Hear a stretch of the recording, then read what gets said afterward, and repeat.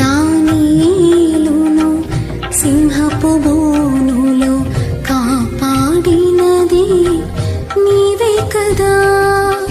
జల ప్రళయములో నోవాను కాచిన బలవంతుడవు నీవే కదా.